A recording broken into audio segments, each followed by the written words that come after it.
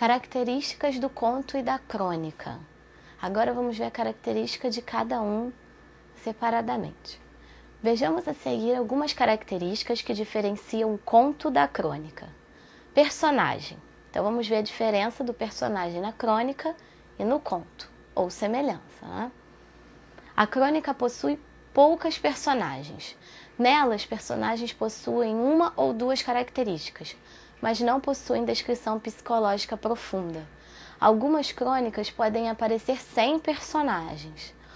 O conto, assim como a crônica, possui um número reduzido de personagens. No entanto, elas são mais bem construídas. Então aí a gente percebe uma semelhança e uma diferença, né? A semelhança entre os personagens do conto e da crônica é que são poucas.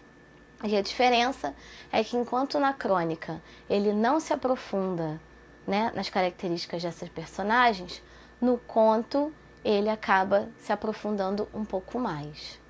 Vamos ver a diferença ou a semelhança no assunto de cada um desses gêneros textuais.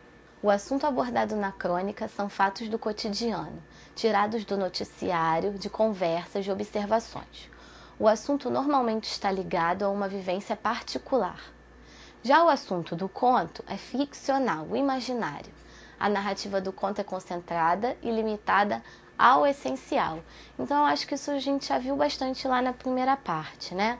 Enquanto a crônica aborda fatos do cotidiano, de repente uma crônica pode ser gerada a partir de uma conversa, de uma informação, de um bate-papo, enquanto o conto ele é ficcional e imaginário, né? É algo que não existe.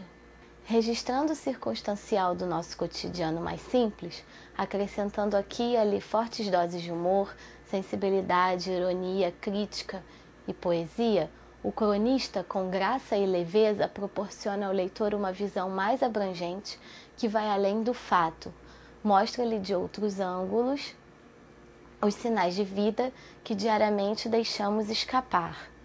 Então aí é uma pequena demonstração de como o cronista utiliza, né, os fatos dele, do cotidiano, ele utiliza suas experiências pessoais, né, suas vivências, para escrever uma crônica. Então, continuando as características. Linguagem.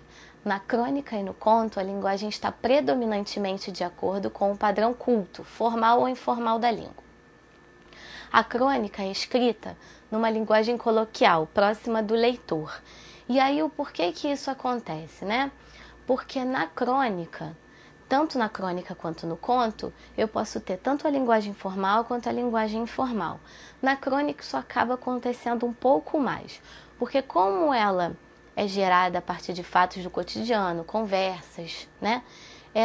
O escritor, o narrador, acaba trazendo para o texto a fala, né? Ele acaba trazendo para a escrita a oralidade, para poder passar a ideia, passar na crônica a ideia de como foi realmente a fala, reproduzir de uma maneira mais fiel possível a oralidade no seu texto.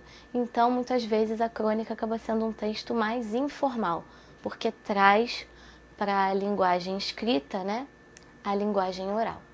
Tempo e espaço. Tanto no conto quanto na crônica, o tempo e o espaço são limitados. Os fatos acontecem em um único lugar ou em poucos lugares, e na maioria das vezes, num curto espaço de tempo.